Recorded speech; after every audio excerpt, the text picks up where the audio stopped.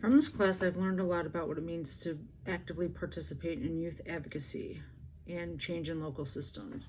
At first, I understood advocacy primarily through the programs it supported and the way it connected individuals to necessary resources. And now I understand that change happens at the system level, inside policies, within institutions, and the structures that construct people's everyday lives. Finding out how many social systems are intertwined with was one of the most powerful pieces of knowledge to me.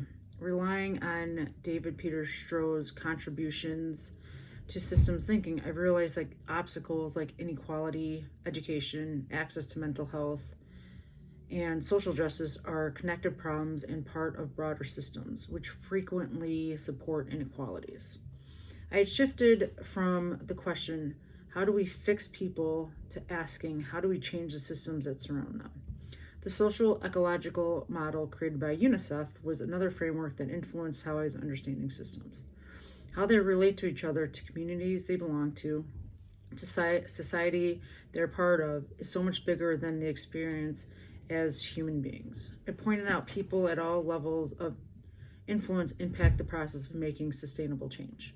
In thinking about particular course concepts, the notions of youth participation and co-creation stood out to me. For scholars like Barry Checkaway and Lorraine Gutierrez, young people will not simply be the target of services, but also contribute to the formation of their communities. That idea pushed me to think differently about who has the power, to think about who shares power, and how power might be redistributed. In my future profession in activism, I will be embracing this by establishing environments in which youth voices are not just listened to, but rather affirmed and recognized in the process. That might take the form of youth advisory boards, participatory research, or efforts led by peers.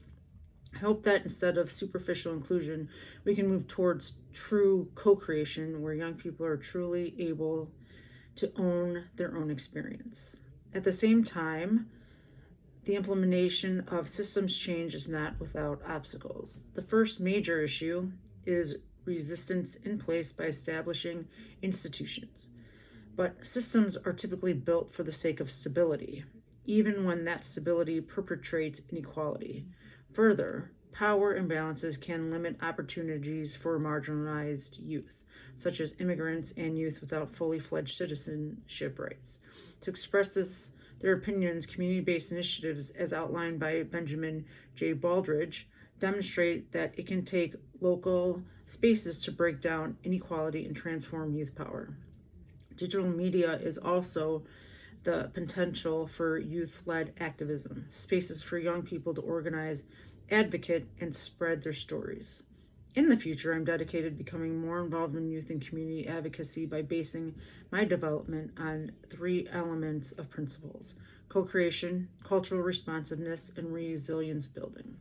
In the end, this course had made the point that advocacy is not only speaking for others, it is working with the community to bring about lasting structural change. It's about moving power and systems to be more just, inclusive, and responsive. And I would like to close with a sentiment from Amanda Gorman to illustrate this. For there is always light, if only we're brave enough to see it, if only we're brave enough to be it. Thank you.